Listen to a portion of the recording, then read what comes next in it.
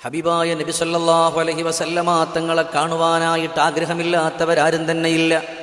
ആ ഹബീബിനെ ഹൃദയാന്തരങ്ങളിൽ കൊണ്ടുവരികയും കാണുകയും ചെയ്യണമെന്ന് ആഗ്രഹിക്കുന്നവർ 40 പ്രാവശ്യം ഈ ഒരു ബൈത്ത് ചൊല്ലണം. പരിശുദ്ധമായ ബുർദയിലെ നഅം സാറാ തൈഫു മൻ അഹ്വാ ഫഅർഖനി വൽ ഹുബ്ബു യഅതരിലുൽ ലذാതി ബിൽ ആലമീ മൗലായ സല്ലി വസല്ലിം ദായിമൻ അബദാ അലാ ഹബീബിക ഖൈറിൽ ഖൽഖി കുല്ലിഹിം.